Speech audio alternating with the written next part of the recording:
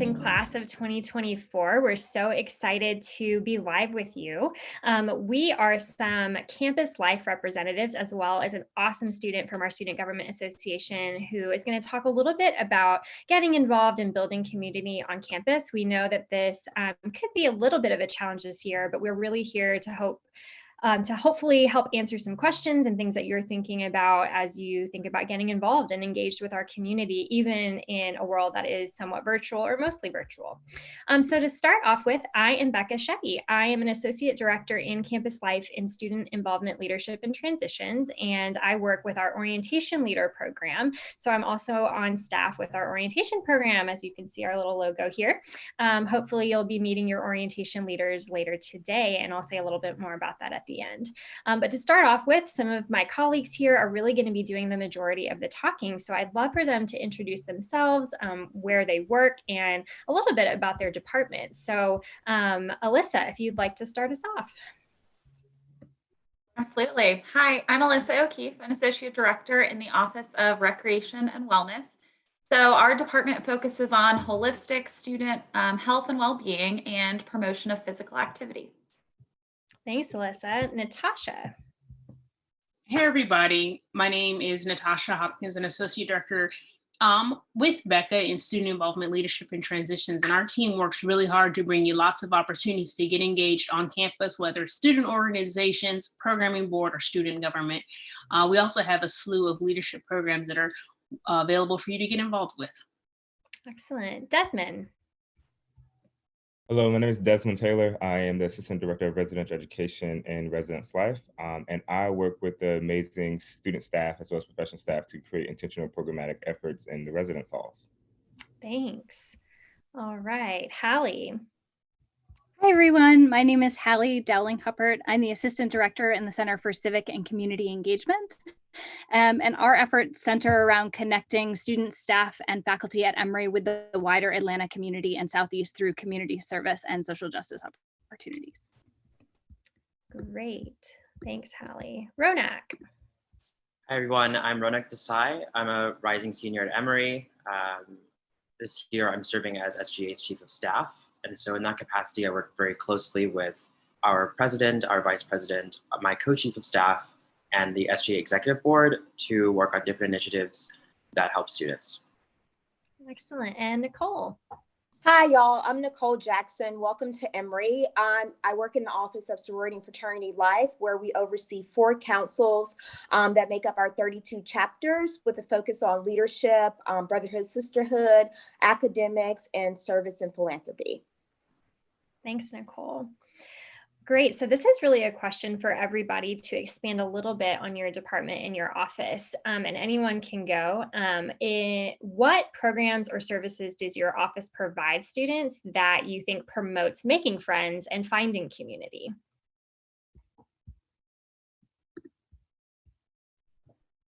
I think our office supports all student organizations. There are over 300 student organizations specifically for undergraduate students.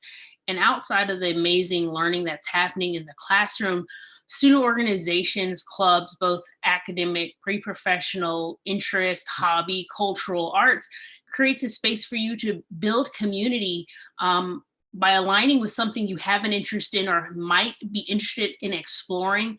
There are so many ways to get involved and to find your fit. So there's a pretty high likelihood if there was a club that you were really passionate about in high school, that there's likely a very similar or comparable club on campus that you can get involved with. And if there's that very slim chance, like super slim chance it doesn't exist, let's have a conversation and talk about how to get that organization chartered on campus, because if you're interested in it, there's probably someone else who's interested. So I think student orgs are a really great place to build community. Thanks, Tosh. I'll follow up with kind of what Natasha was saying. So the Center for Civic and Community Engagement offers a wide variety of service opportunities. And we feel like service is an amazing way to meet other students, to get out into your community and serve others. We know that when you're united for a common cause, you get really excited. You can make those connections with your peers and with your communities. So we have a wide variety of student-led programs within our office that do a wide variety of service, working with kids, working with adults, working with refugees, working with voting. So pretty much anything that you would want to do surrounding service, we have an opportunity to do it in the community and with your peers. Within the residence halls, we have resident advisors, which are our juniors and seniors, and sophomore advisors, which are sophomores who will be more or less mentors to all of you. And so those student staff would create intentional opportunities for you all to engage around our 4 learning goals. And so that's a great opportunity to kind of get out and take part in those things. If you are joining with us virtually, so if you are staying home for this fall semester, you all have been assigned a virtual RA. So there will be opportunities for you also to engage within the residence hall, whether that's from a virtual format or some intentional resident one-on-ones with the RA. In the Office of Sorority and Fraternity Life, the chapters that we oversee, their foundation was built on creating this sense of like brotherhood and sisterhood, with the idea that students that are part of a university can come in and they can make connections right away. And so a lot of their programming is geared towards making sure that those connections exist, and they do that whether it's connections made through service and giving back to the community, or social gatherings, whether that's dinner, movie nights, those type of things, and also academic engagement, so having study groups. And so because that foundation was created in that way, those the ideal of sisterhood, brotherhood, and connections, you can go right into like making those connections.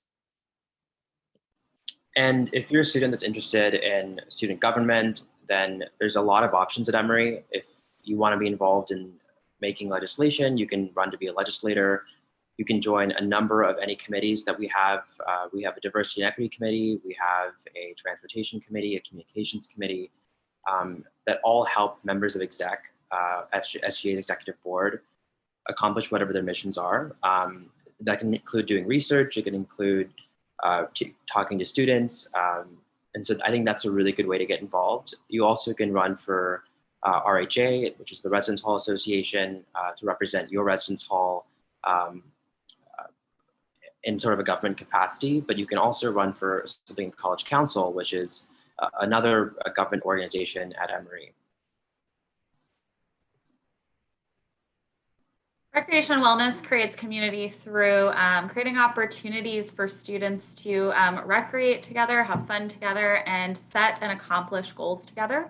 So we have fitness opportunities, group fitness program, and small group training, and there will be virtual opportunities for all of those this semester, as well as an outdoor recreation program to get outside and potentially try something new. And also through our club sports and intramural sports program. So Alyssa gave us a little bit of a segue into my next question for everyone is really based on some of the things that you just said. I bet students are wondering, how do we do that in a virtual world? And what does it mean to be virtual? How might a student engage with your office knowing that most of us are particularly virtual, or how might they engage with the programs and services you just mentioned in a virtual way?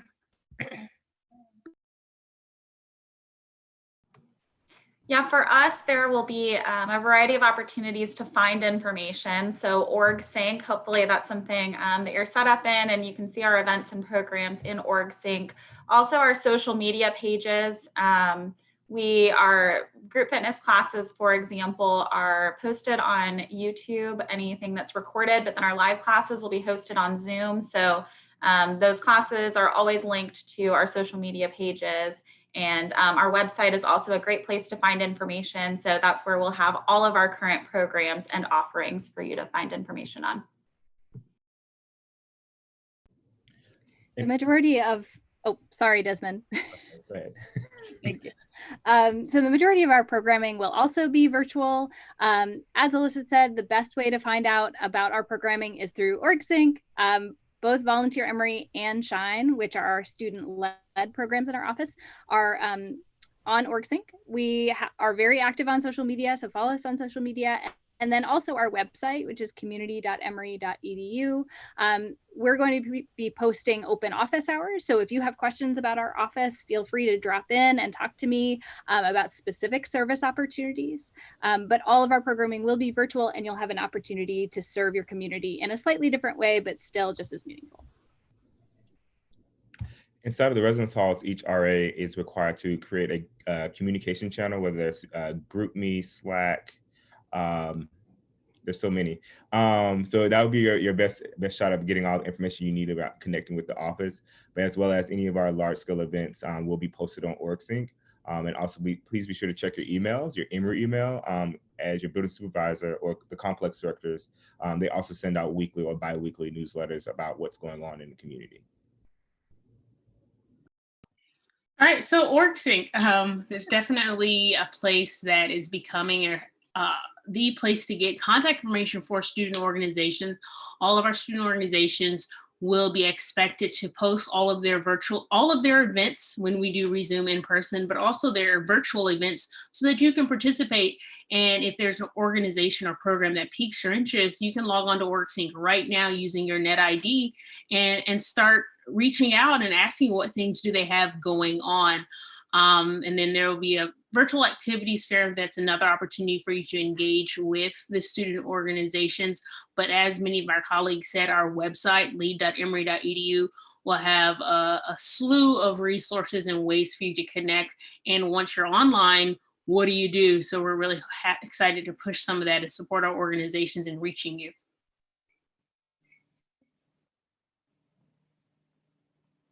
And as it relates to our office, the programming that our chapters and our councils will provide that will be open for students that are not right now a part of the community, that information will be advertised again via OrgSync, but you can also find information related to that on our website. It's osfl.emory.edu.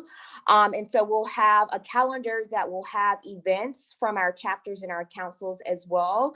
And we'll make sure to push you towards OrgSync to make sure that you know the details of those specific events. And Ronak, for you, for our students, I actually want to modify that question a little bit, and just based on maybe the conversations happening amongst SGA and some other of our governance organizations, but are there current student-led initiatives or things that you're hearing about for new students that are really meant to help students find friends or create community? And where are some of the student-led things happening? So I would say the major things that I'd suggest that students do when they come to campus, or if they're virtual, is to figure out identify what it is that they're seeking to get involved with in terms of student government. If they want to be involved with the legislative process, I definitely recommend that they speak to a legislator or speak to someone in SGA, whether it be myself or our president, Lori Stuffel, or our vice president, Miko Biana, to determine where you might fit in SGA. But there's also so many other things you can do. I mean, as Alyssa mentioned, a lot of virtual programming is happening with clubs. Because there isn't going to be as much sort of in-person programming, I think it's really important that you identify what your interests are and try to find a club organization that's doing things that you're interested in, even if it's in the virtual capacity, because club leaders are working really, really, really hard to figure out ways to engage students and to excite them about the different things that are happening. I know a couple of club presidents right now with Young Democrats and with Mock Trial that are working really hard to make sure that their goals can still be fulfilled even in a virtual capacity. And so don't be dissuaded by the idea of having to attend a club meeting online. It actually might be really, really interesting and really engaging and give you some ideas for how you can be actively engaged in the campus community. Thanks, Ronak. I think some other things that I also am aware of or I'm thinking about, so things to kind of keep your eye out for, is I know there are at least a couple of entities who are looking at creating mentorship programs or ways to connect upperclassmen to underclassmen. So I would definitely keep your eyes and ears peeled for that. Some of that will likely end up on the class of 2024 Facebook page if you are on that. And there will be other ways that these things will be advertised, but mentorship programs like that. I know that there's some students getting really creative with websites and applications and other ways to connect. And a lot of those things will be really organic. So I know that the student body, your upperclassmen, even those who aren't even necessarily in specific governance organizations, but there's a lot of really excited upperclassmen who are very excited and willing to engage with you as new students. So know that you're already really cared about, and there are so many upperclassmen having conversations about how to engage with you because they want to make sure that you're having the best experience possible. So be encouraged by that. But Ronak, actually, again, a great segue into something else that I was hoping staff and Ronak might share a little bit more about is what advice would you give new students as they're trying to make friends in this sort of hybrid world of being semi in person, but possibly totally virtual?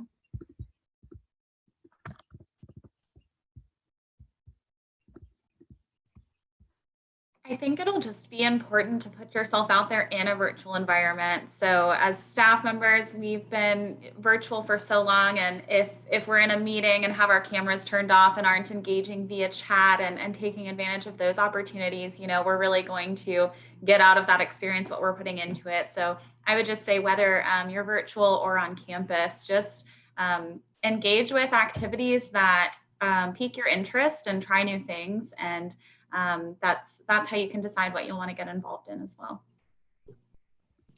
I would also say reach out at every opportunity. I mean, staff and upperclassmen students are here for you in as many ways as we can be, even though we can't physically be on campus with you. So if you have a question or a concern, or you're interested in doing something like Natasha said, reach out to us. And we're usually more than happy to talk to you about it and kind of point you in the right direction if we can't help you directly. I would say step outside of your comfort zone. It might be easy to say, but in order to do, but step outside of your comfort zone and do engage with all the opportunities that each department will have to offer. Even if you're the only student present in that space for that program, that is going to be a great opportunity for you to engage with that department to make an everlasting relationship when you do decide to come to campus. And so don't hesitate if that's something that's interesting to you. That's why it's there for you. So don't hesitate to take part in that activity. I think one thing is this virtual space won't last forever. And when we do resume our full in-person operations, it's going to be really exciting to come back and you have some community established, you have some virtual friends that you can connect with, and you have some shared experience. There will be no other class that could talk about, oh, fall 2020, do you remember when we had to start school? Like, you'll be telling people about this for years to come. But take a chance. None of us have ever experienced this before, and we're all figuring it out together. So take a chance, reach out and connect if there's something that interests you. And if we don't have an answer, anybody on this panel, anybody in the institution would be more than happy to connect you with someone who does have the right answer. So don't be discouraged by however you're feeling. And it's okay to feel uncertain about this environment. The only thing I would add to the advice is that you are in a time where the things that will traditionally be done could still be done. So you can still have lunch with others, but it's just virtually. You can still develop study groups. Those are virtual. So don't think that everything that you probably would have considered to be a part of your college experience goes away. It just looks a little different. And you can step outside of the box and take a chance to still build that community and connections with the ideal of, eating or studying with others in the virtual setting. I think going off that point, you're never done making friends at Emory. I'm excited to see what friends I'll make this year.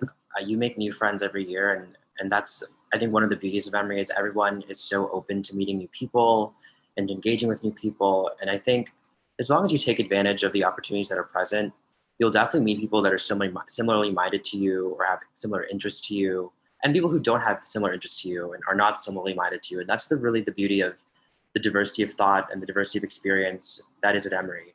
And so I urge you to go to those virtual study groups or virtual club meetings, talk to people in your classes, and I think that'll help you at least find people that you kind of click with and do whatever it is that you can to pour into those relationships and nourish them, because when things go back to normal, whatever that is anymore, it'll be good to have someone in your inner corner.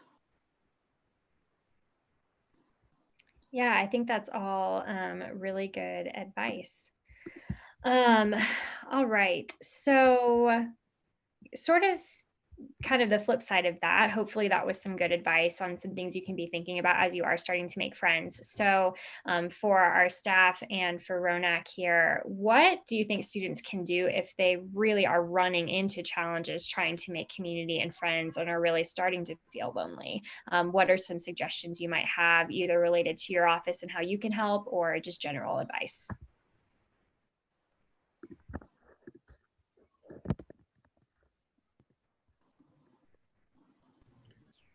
I would say whether you are virtual or with us on campus, it's important for you to at least reach out to your complex director, and they'll be able to connect you to a student staff member, whether that is an SA or an RA. One of the great things about our student staff that they love intentional interactions and that one-on-one connection. And so if they get any inclination that you are feeling any type of isolation or loneliness, they will reach out and find opportunities for you to connect. They may also even help you kind of walk through org sync to actually find a community that fits you, and may even actually go to that first meeting with you. That's one of the great things about our RAs and SAs, is that they never want to see anyone out alone. So, but all we need is for you to kind of share that with us, and we'll make sure that we connect you with the appropriate resource.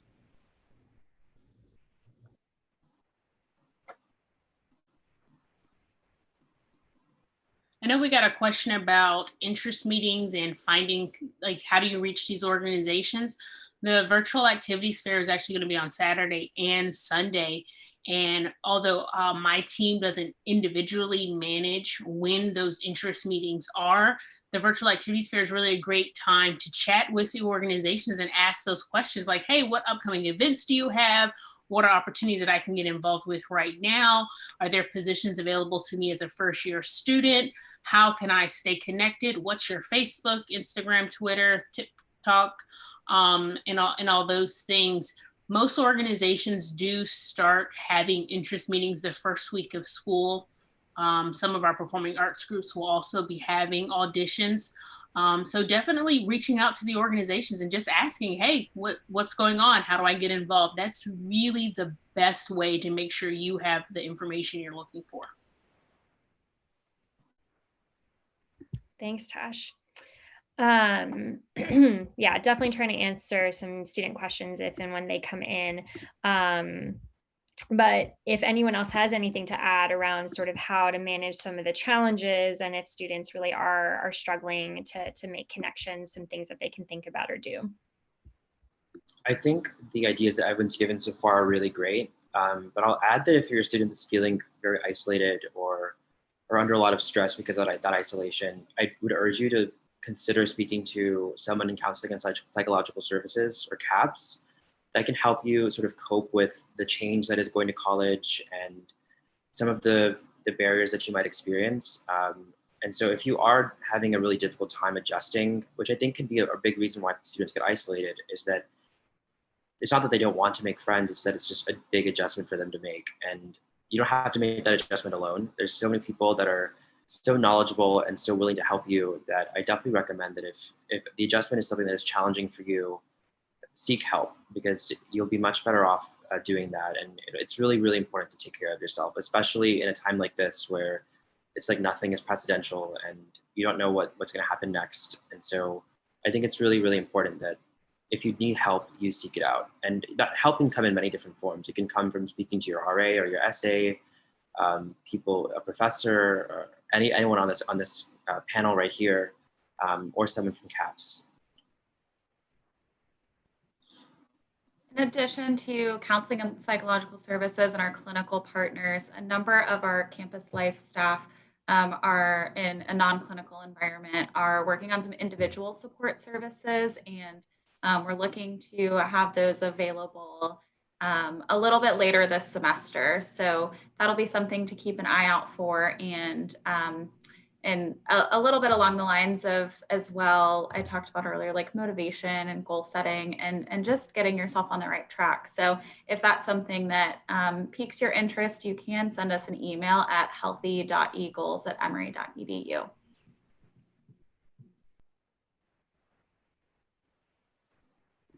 All right. Well, of course, people can continue to chime in if something comes to you. I have a couple of more departmental specific questions, and then we might go back to some broader questions that folks might be interested in. So in no particular order, Nicole, for our fraternity and sorority life community, thinking about sort of this semester as prospective new members try to get a sense of the chapters, and then maybe even looking as far as recruitment, what is Greek life looking like in a virtual world? Yeah, so that's a great question. All of our recruitment and membership intake processes will be virtual. The great thing about participating in sorority and fraternity life here at Emory is that all of our councils have what we consider a delayed recruitment process. So you don't have the ability to do it during your first semester of your freshman year. And it's with the idea that you take time, you get acclimated to the university, you engage in other organizations across campus just to make those connections. And then you're able to participate your second semester of your freshman year. And so, like I said, all 4 councils, our Emory Panhellenic Council and Interfraternal Council, our Multicultural Greek Council, and the National Panhellenic Council will all have either a virtual recruitment process or membership intake process. And you can find the dates for those that process via our website. I'm sorry, it's osfl.emory.edu. And so we'll also give you information on how you express interest, kind of the programs that you can attend your first semester of your freshman year, so you can find out more about the organizations, whether that be like how that aligns with your values, and how to express interest. We'll be providing that information via our website and OrgSync as well on those introduction, getting to know the organizations level. Excellent. Thanks, Nicole. Mhm. So Hallie, this is for you. I know you briefly touched on it, but if there's any elaboration on like what is an example of how volunteering could work or what a student could expect trying to interface with volunteering and community engagement this year. Absolutely. So we have 8 different programs in our office, and they're all doing virtual service a little bit differently. So I'll give you a couple of examples. So Shine is Emory's premier engagement opportunity with the refugee, immigrant, and new American communities, mainly in Clarkston. And so typically in a previous year, we would have gone out into the community and worked with, refugees and immigrants doing a wide variety of things. But now instead we're doing it virtually. So refugees and immigrants will be in their homes, but we'll still be working with them. So we'll be doing tutoring, we'll be doing English language learning, citizenship classes, just in a more concentrated environment. So instead of being, one tutor with 10 students, it's going to be more one-on-one or one-on-2. So you get to have more concentrated time with the learners and have kind of a more concentrated experience. And then for Volunteer Emory, which is another one of our student-led programs, we are also doing virtual service in different ways. So in the past, we had worked with Atlanta Hospital Hospitality House cooking meals, going to their house and cooking meals. But instead, we're going to be raising money and sending food to their house. So we're still serving communities. It's just a little bit different, and we're getting creative in the ways that students can get engaged. And pretty much any way that you can think of serving, we have a way to plug you into that. So we highly encourage you to contact us about that. And then another big thing that we're doing this semester is really encouraging people to vote and get involved with the Emory Votes Initiative. So we're really pushing people to get in touch with us and get on our website and the Emory Votes Initiative website to learn how to register for their absentee ballot, where to vote in person if they need to register in Georgia or where they are, really plugging into that because that's one of our big pushes for the election this fall. There's also a link for that in your Canvas orientation page. So visit that, click on the link, do it. Excellent. Thanks, Hallie. And this is a question that can be split probably between Alyssa and Natasha, but maybe more specifically, say a student happens to miss both days of our virtual organization fair. How can a student get involved with club sports and some of what's going on with Rec and Wellness? And then if they miss everything and want to connect with a student organization, how do they use OrgSync to do that? So with Rec and Wellness, we will be hosting Rec the Night next Sunday night, which I think is being advertised on the orientation page. So that's a way to find out some more about our offerings and then about our club sports. And then they will be at the virtual student activities fairs. But again, you can reach out to them via OrgSync individually if there's a certain club that you're interested in connecting with, a certain club sport they're interested in connecting with. And then they will be hosting some virtual sessions as well. So reaching out to them via OrgSync and looking at events that they're advertising to learn more about them and how all of our club sports organizations will be doing some virtual training and meetups this semester.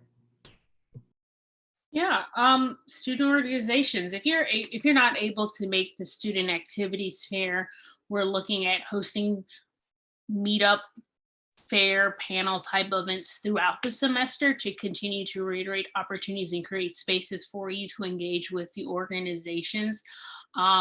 If you're not even sure what you're interested in within our office, there's a group called the Steer Team, and they're a group of students who are consultants and can help you connect and talk through what are the things that you're interested in. If you don't know where to start, think of them as peer-to-peer consultants, and they'll have some office hours and can take appointments where you're just like, hey, I want to get started. Here's the things I like. I missed the fair. What do I do?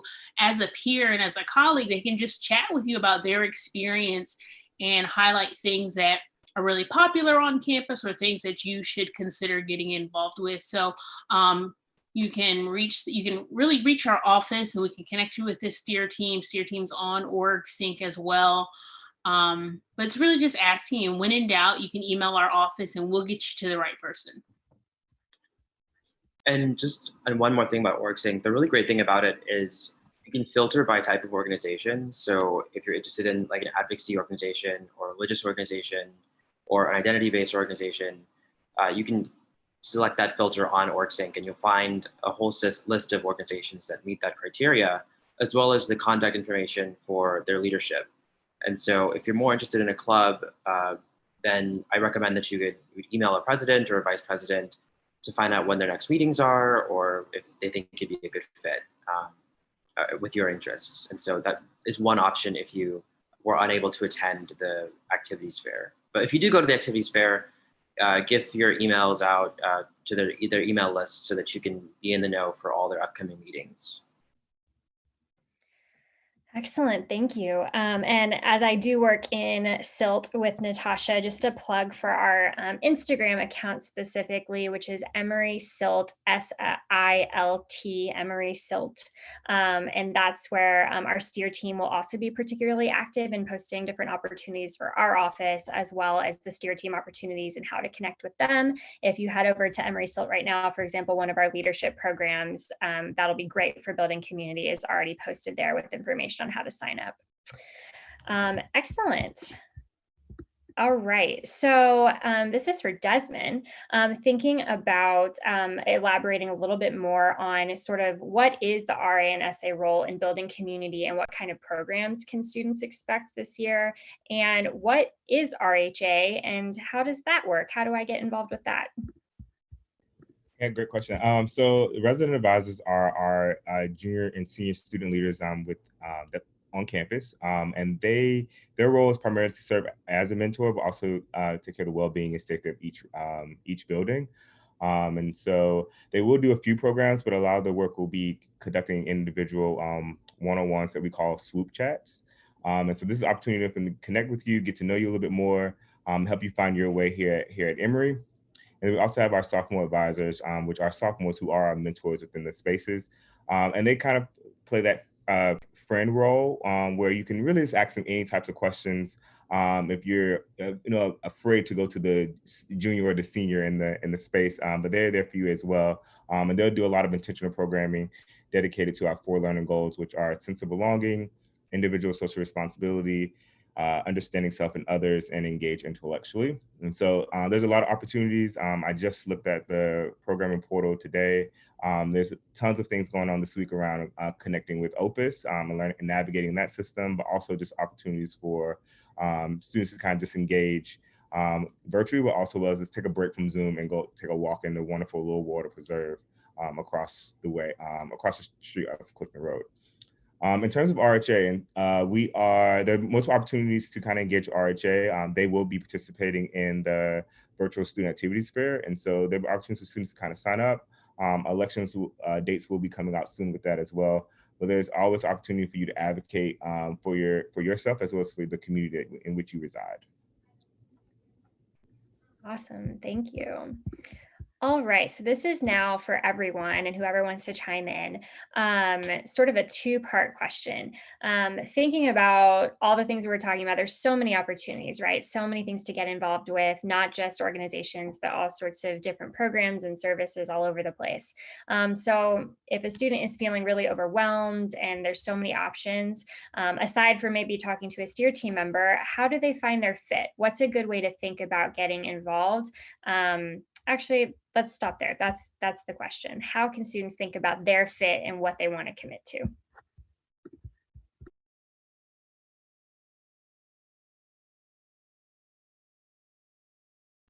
I can provide a little bit of personal experience as well as experience from some of my peers. It's kind of like joining every club that you are even remotely interested in, and you'll figure out which one you actually care about, which ones you don't. And it's so okay to quit a club. I quit so many clubs in the past 3 years, and I'll probably quit another club next year because there's another club that I like more. And so don't be afraid to try everything and then hate all of it except for one or two things. That's so okay. So don't feel pressure to stay in a club just because a friend is in it or you spoke to their president and now you're embarrassed to leave. Like you don't have to do that. Just do what feels most natural to you, because there is going to be a club on campus that does fit your interests. But the only way to find it is to try everything out. Not everything, that's a lot of clubs, but the things that interest you, try them out, and then you'll figure out which ones you actually want to stay in and maybe even pursue a leadership position in. To your point, I think it's really important that we drive home the depth of your experience goes so much farther than being over involved. A lot of you all were probably super involved in high school. Everybody was super involved in high school, but why not spend this time really diving deep into things that you're interested in pursuing or are your interests, or if you want to explore. So it's such a commendable thing to say, like, hey, if you don't like it, quit, try something else. You have no obligation to these organizations if it's not a good fit. And it's okay for an organization to not be your jam. There's, again, over 300 organizations for you to pick from. So don't feel bad if you're just not connecting with members of the organization or the events and programs that they're hosting.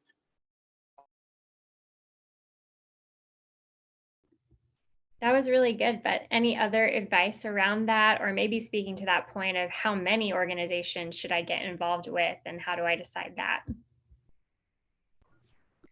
I would say from personal experience and working with a lot of student programs is start slow. You don't need to get involved with 100 different organizations your first semester. I would say pick the ones that you're really excited about at first and get involved in those, and then you can always add more. No one's going to judge you if you start something second semester instead of first semester. And just, find the ones that you're really excited about and then go from there. The only other thing I would add is when you're looking at getting involved, maybe look at it from a lens of like an organization that will help you in terms of like your development, in terms of your leadership, but also an organization that will help others. And so maybe there are like things that you're passionate about in terms of like giving back and service. And so if you have two organizations that kind of meets that need, that's awesome. And sometimes you can find that in one organization, but look at it from that lens, helping yourself and then helping others. The only thing I would add is always remember that you are still a student. And so academics should I hope are a priority for you. And so being involved in 50 clubs and organizations is not going to allow you to be successful as a student if you don't have the grades to be a student. And so just thinking about those things and how much time and commitment that you have throughout 7 days a week. With academics, clubs, your free time, spending time with family and friends, all those things kind of come into play as you are emerging to become an adult.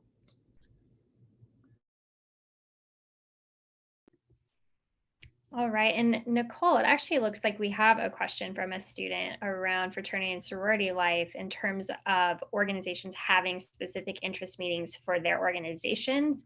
So, is that something that OSFL is helping to facilitate? Yeah, and so that's a great question. We do have some councils or chapters that don't have a cohesive recruitment or membership intake process. And so one of our goals this year, specifically for next semester, is to make sure, because we're in this virtual setting, that we're very transparent with what those dates will be for those interest meetings. And so that's why it's a good idea to make sure that you're on our website, you're on OrgSync to know when the programs will take place and specifically when the recruitment or membership intake dates will be. Thanks, Nicole. Excellent. Mm-hmm. All right. I think those are most of the questions that I have for our panel today. But I did want to end on sort of a positive note and hearing from our panelists about our community. And, obviously we want you to be as integrated as possible. But just from your perspectives, panelists, what is your favorite thing about our Emory students and our Emory community?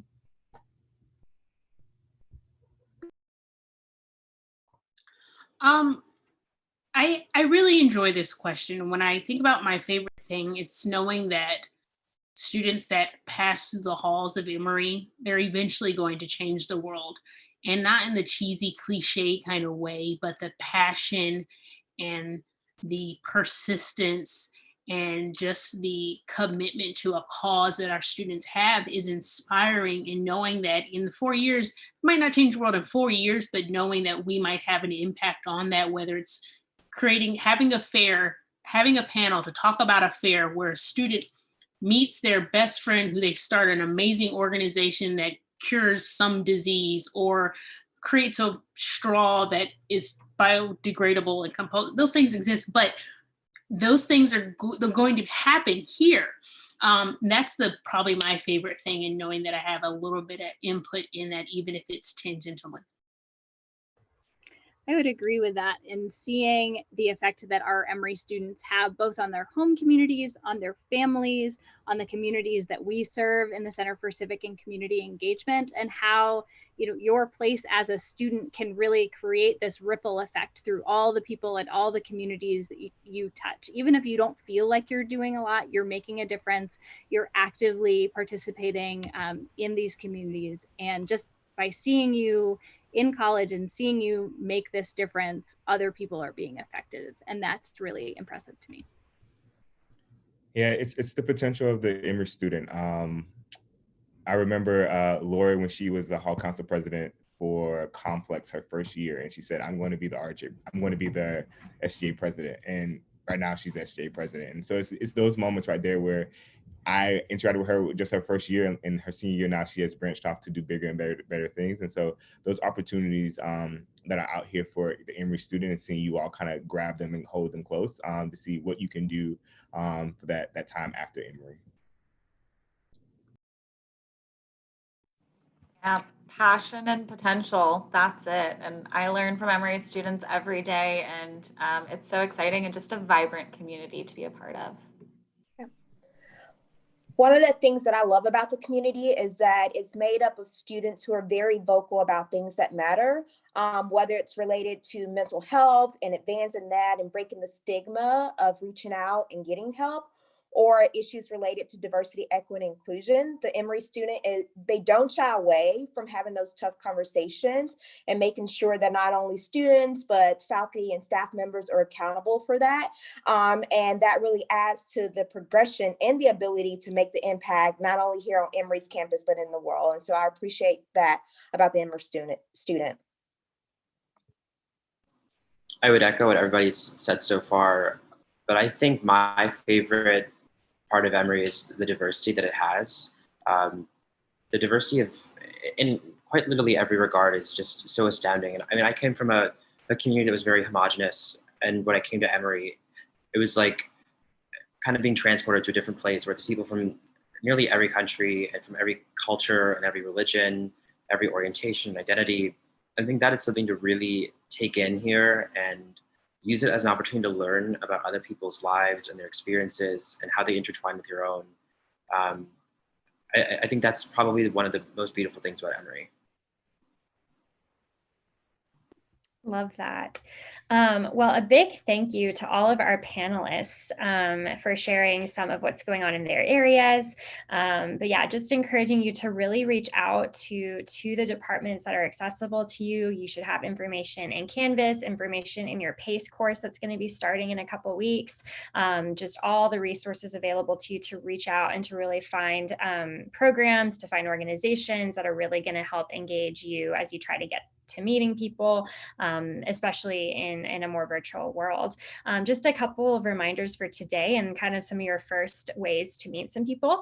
So at 7 o'clock, Eastern time, we are having the first opportunity to meet with an orientation leader. So that's a great way not only to meet another upperclassman, but to meet some of your peers and to start having some great conversations and to be able to ask questions of another upperclassman. And then immediately following that, we have a more informal program of OL meetups where OLs have chosen topics of all sorts of things, from food to outdoor activities to crafting to music and art, all sorts of different things, tons of academically related topics where you can just go and chat with an OL about their topic. So check Canvas for that list, but some great ways to start meeting other new students and to chat with upperclassmen. But we're so excited to have been able to share with you and chat with you. And thanks again so much to our panel members, and welcome to Emory.